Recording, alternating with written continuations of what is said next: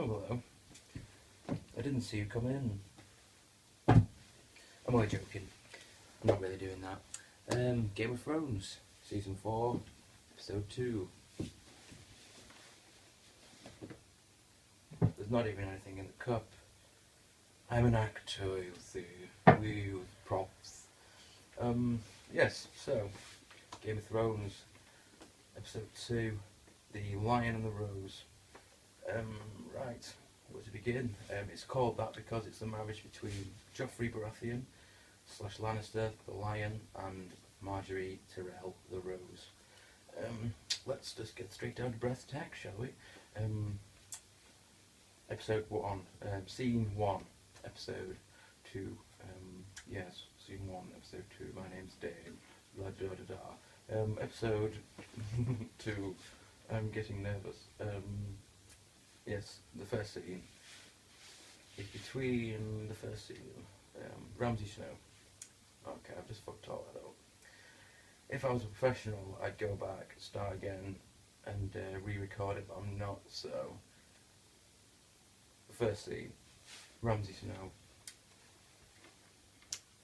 running through the woods chasing a girl with his lady friend, Miranda, and running by their side we have Theon Greyjoy, hobbled over and running by the side. He's now called Reek, of course, and he calls Ramsay Snow Master.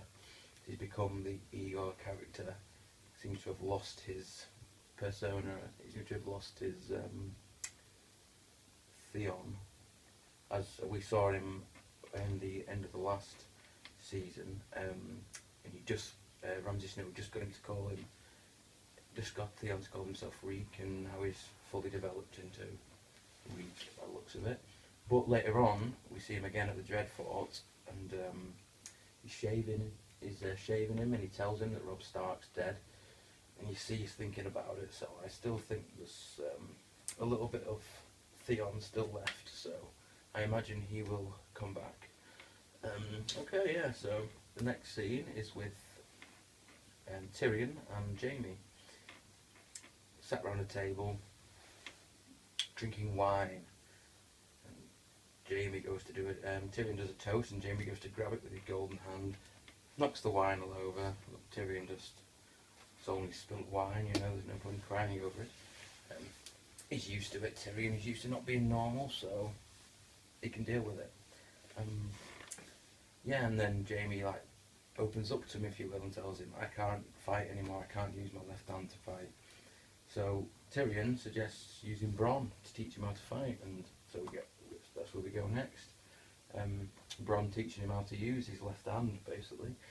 Bronn's going to teach him how to fight dirty, because that's what sellswords do, and that's how they beat knights, because they don't keep to the code, they fight dirty. So if Jaime's going to be a good fighter again, he's going to have to learn how to fight dirty, because he can't use his right hand.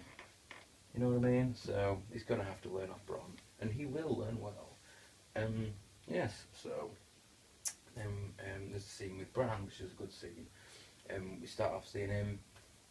He's in Summer the Wolf, he's dire wolf, and he's running and hunting and whatever, all the things basically he can't do. Now he's lost the use of his legs. So, you know, he's spending too much time as the wolf and not enough time as a human, by the looks of it. They're all concerned about him, Jojen and Mira, and I'm sure Hodor is as well. Yeah, good scene, good scene. And then he goes and he grabs the Godswood tree, and I think he sees through the eyes of the Godswood tree. He sees what has happened, what is happening, and what will happen. We see the scene of the dragon flying over King's Landing, which was in the trailer, the one that everyone was talking about. I mean, the dragon isn't that big, how's it going to get to King's Landing? That's just because it's a scene from the future, that's not going to happen yet. Yes, and then he also hears the words, look for me beneath the tree, north. So now he knows where to go, because he's beyond the wall now, and he just needs to go and find whoever he needs to go and find. Who do you think it is? Yes, so good scene, good scene.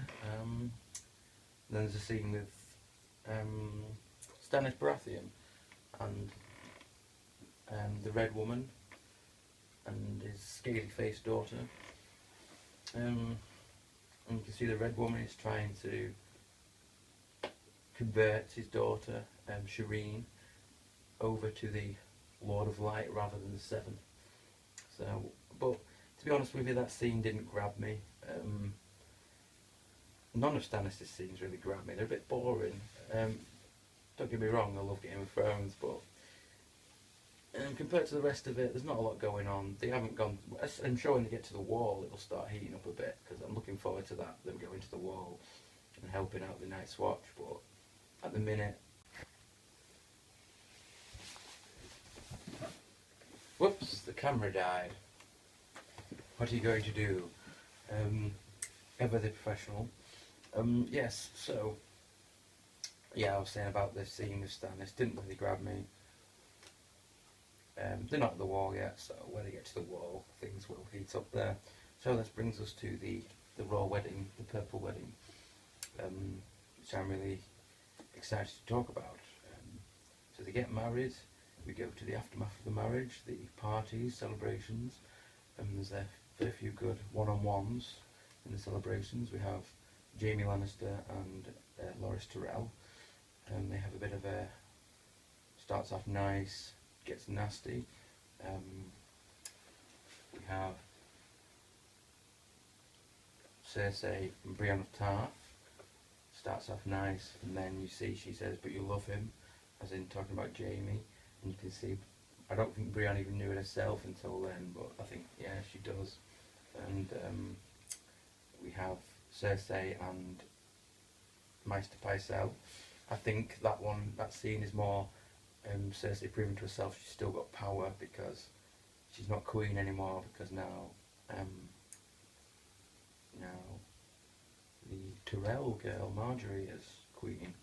So she's just proving she's still got power. As you go over to Maester Pycelle, he's leant over a woman, he's like, "Come to my chambers and I'll examine you personally." The lecherous old man, dirty old man, dirty old man.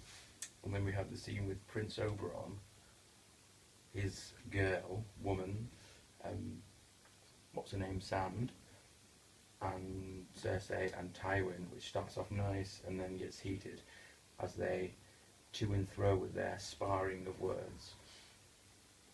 And Tywin's serious face as he's getting insulted by the Prince Oberyn. Yeah, so very good. And then we have Joffrey's entertainment, which he's laid on himself, which is the 5 kings portrayed as dwarfs, just to get his uncle Tyrion, of course. And then he asks Tyrion to join in, and Tyrion gets offended, so he offends the king, and then King Joffrey gets angry and starts doing his tormenting thing, making him pick the cup up, making him be his cupbearer. And then the pie comes. So tuck into the pie, eat away, and then he starts choking, and someone's poisoned him. Who's poisoned Joffrey? Who was it? Was it Tyrion? Seems a bit obvious to me. A bit too obvious to me. Was it in the pie? Was it in the wine?